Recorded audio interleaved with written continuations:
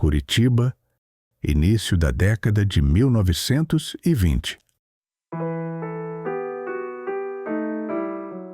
O dia começa cedo, mas sem pressa.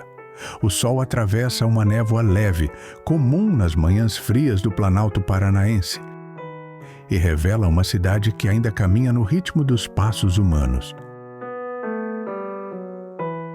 As ruas são de paralelepípedo, muitas ainda de terra batida. O som predominante não vem de motores, mas de cascos de cavalos, rodas de carroças e conversas baixas. Curitiba tem pouco mais de 70 mil habitantes. É capital, sim, mas ainda guarda fortes traços de vila. O centro da cidade gira em torno da Praça Tiradentes, o coração urbano e simbólico. Ali está a Catedral, ainda em processo de consolidação como marco visual da cidade.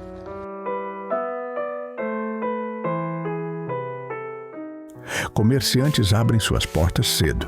Alfaiatarias, casas de secos e molhados, armazéns que oferecem de tudo um pouco, de tecidos a ferramentas agrícolas. A cidade cresce, mas cresce com cautela.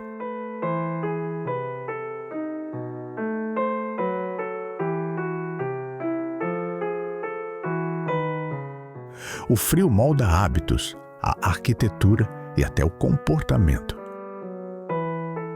As casas, em sua maioria térreas, têm telhados inclinados, janelas altas e quintais generosos.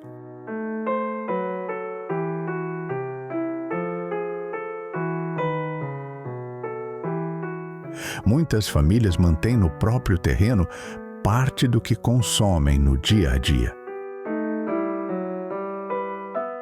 Curitiba, em 1920, é um ponto de encontro de culturas. Italianos, alemães, poloneses e ucranianos trouxeram seus costumes, suas línguas e suas formas de viver.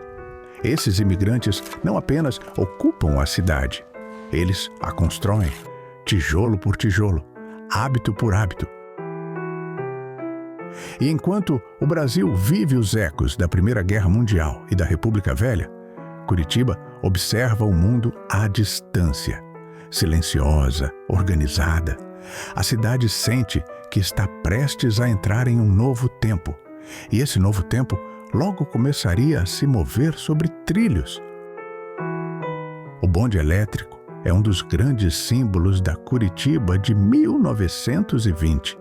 Ele corta a cidade lentamente, ligando bairros ao centro, transportando trabalhadores, estudantes e donas de casa.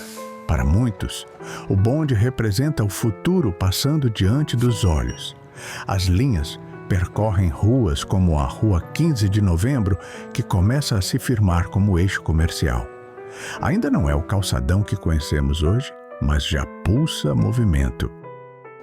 Homens de chapéu e terno escuro caminham apressados. Mulheres vestem vestidos longos, luvas e chapéus delicados, mesmo nos dias mais frios.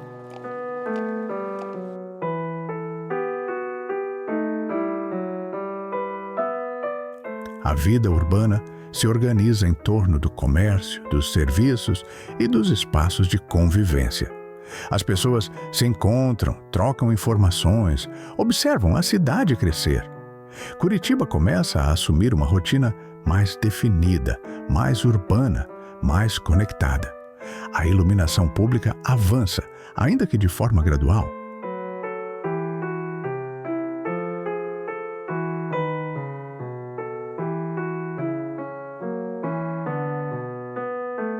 À noite, a cidade se recolhe cedo.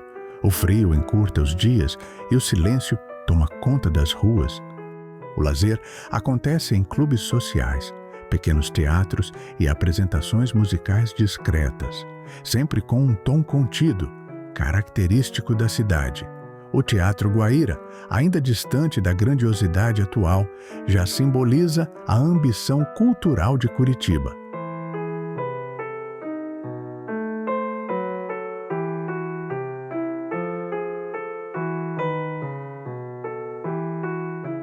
A cidade quer ser moderna, quer ser referência, mas sem abrir mão da ordem, da discrição e da organização. A vida urbana começa, enfim, a ganhar forma.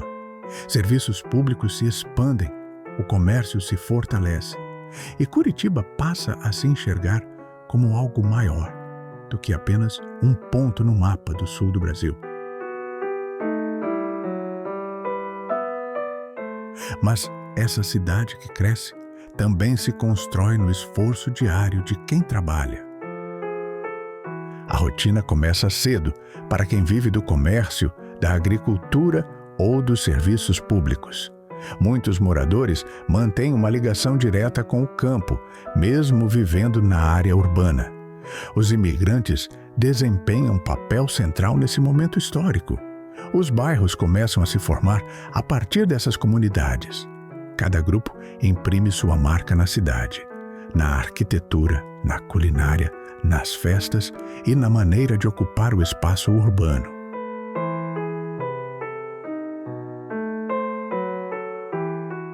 As escolas ganham importância. A educação passa a ser vista como um caminho essencial para o progresso. Crianças caminham longas distâncias para estudar, enfrentando o frio das manhãs e ruas ainda pouco estruturadas. O trabalho manual predomina. Oficinas, marcenarias, serrarias e pequenas indústrias surgem aos poucos. Curitiba ainda não é uma cidade industrial, mas já desenvolve uma base sólida de ofícios, saberes e produção local. A cidade vive um período de aprendizado coletivo. Cada rua aberta, cada construção erguida e cada bairro formado reforçam um sentimento comum, o de fazer parte de algo maior, em constante construção. Curitiba se organiza, planeja, observa referências europeias trazidas pelos imigrantes e começa a desenvolver uma mentalidade urbana própria, mais disciplinada, mais planejada, mais silenciosa. Sem perceber, a cidade planta as sementes do que décadas depois se tornaria sua principal marca. E essas sementes logo começariam a mostrar seus primeiros frutos. No final da década de 1920, Curitiba já não é mais a mesma cidade de poucos anos antes. O crescimento é lento, mas constante. A população aumenta, os bairros se expandem e o centro se consolida como espaço urbano organizado. Ainda não existem arranha-céus, grandes avenidas ou trânsito intenso, mas há algo mais importante em curso: uma identidade em formação. Curitiba aprende a crescer olhando para frente, mas sem perder o controle do próprio ritmo. As decisões urbanas tomadas nesse período moldariam o futuro da cidade.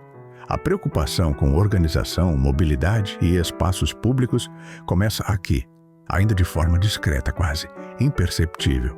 Curitiba, em 1920, não imaginava os prédios altos, os ônibus biarticulados ou a fama de cidade modelo, mas já carregava em silêncio essa vocação.